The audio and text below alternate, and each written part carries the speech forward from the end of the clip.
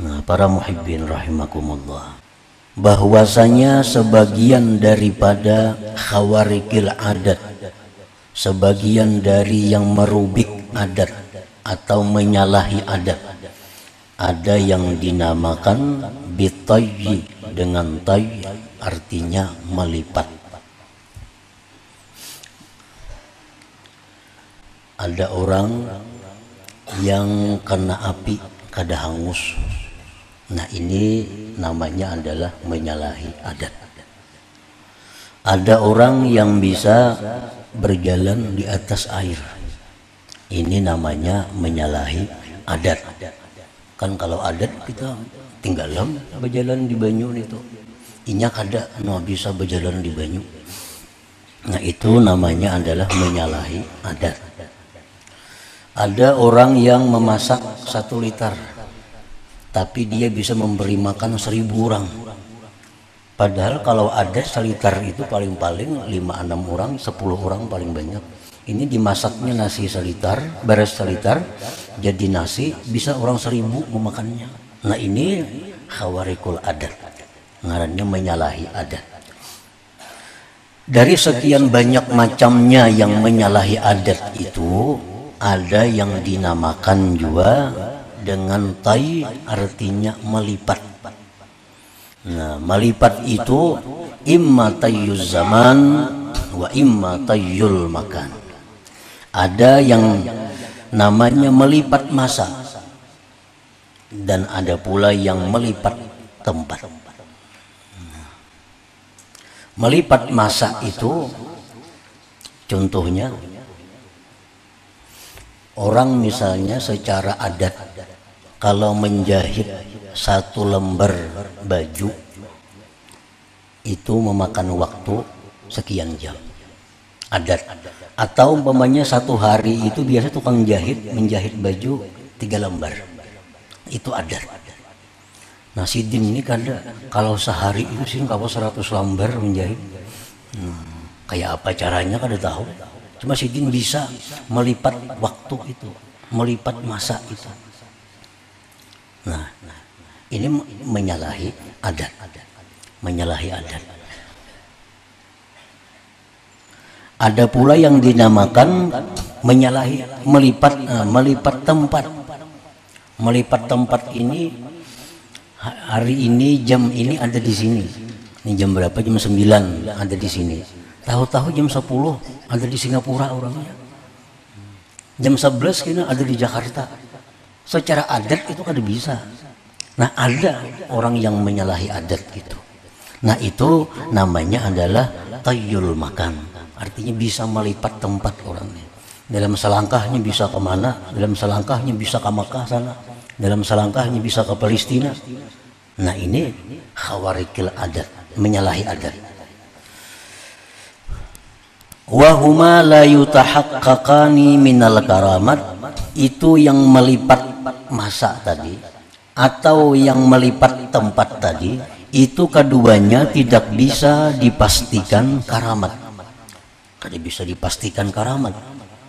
Idz qad yakunani istidrajan aw sihra, karena terkadang yang demikian itu bisa istidraj, bisa lanjuran dari Allah. Jadi kada mesti orang nang saat ini ada di sini, tapi menit berikutnya ada di mana kah itu. Nah, itu belum tentu orang yang diberi Allah karamat, belum tentu. Karena iblis, contohnya iblis dalam hitungan detik ada di timur dunia, detik berikutnya ada di barat dunia. Iblis orang yang paling terkutuk di sisi Allah Subhanahu wa Ta'ala. Itu kan kada karamat kan? Orang yang bisa berjalan di atas air itu bukan dipastikan itu karamat.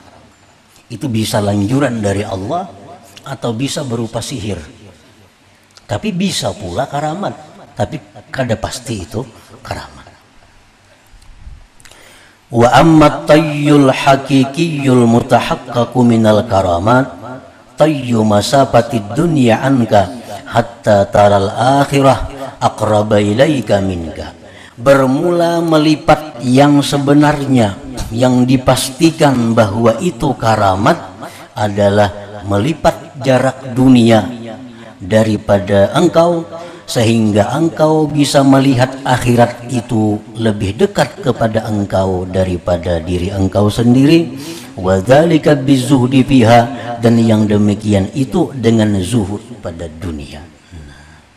Kalau orang itu bisa melipat jarak dunia, sehingga jarak dunia ini dilipatnya, lalu yang nampak hanya akhirat. Nah, itu bisa dilakukan dengan cara zuhud pada dunia. Artinya, kalau orang itu zuhud pada dunia, nah itu karamat. Itu bukan lanjuran, bukan sihir. Kalau orang yang mampu di dalam dunia ini bersifat dengan sifat zuhud, maka orang itu sudah nyata orang berkaramat. Jadi orang-orang zahidin, orang-orang yang zuhud terhadap dunia, itu orang yang sahibul karamah, itu orang yang punya karamat. Sebab dia bisa melipat dunia ini, sehingga dunia itu kada kelihatan, yang tampak baginya hanya akhirat di depan matanya. Nah, para muhibbin rahimakumullah. Nah, itu antara lain yang dimaksud oleh Imam Ahmad Ibnu Athaillah dalam hikmah yang ini, bahwa perkara melipat tempat, melipat masa itu bisa dilakukan oleh orang-orang yang dilanjur, bisa dilakukan oleh orang-orang yang diberi karamat, belum tentu. Tapi yang pasti, kalau kita bisa melipat dunia sehingga kita bisa melihat akhirat, nah itu karamat. Orang-orang yang tidak dicintai Allah tidak akan bisa melakukan demikian.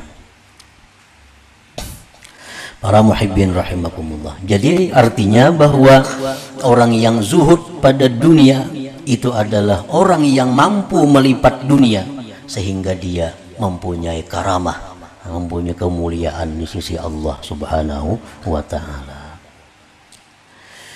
Az-zuhdu nurun fi qalbil 'abdi bihi ya'rifu haqaratad dunya wa fanaha wa la'naha wa anna hubbaha ra'su kulli khati'ah fatarakaha wa atharal akhirata wa ragiba fiha. Bermula pengertian zuhud. Yang dimaksud zuhud itu apa? Sehingga orang yang zuhud itu orang yang punya karamat. Zuhud itu artinya adalah cahaya di dalam hati seorang hamba. Dengan cahaya itu dia mengenali kehinaan dunia ini.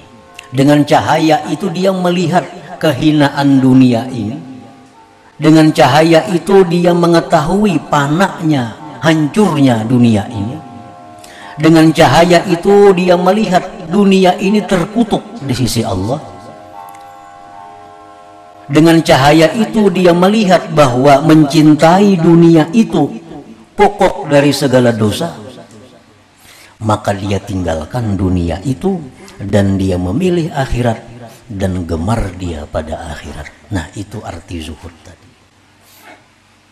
Jadi kalau ada orang nang tahu kehinaan dunia, panaknya, terkutuknya, tahu bahwa mencintai dunia itu pungkala segala kejahatan, lalu dia tinggalkan dunia, dia pilih akhirat, dia gemar pada akhirat. Nah, maka orang yang seperti itu orang yang sahibul karamah, orang yang punya karamat, orang yang punya karamat, orang yang punya kemuliaan.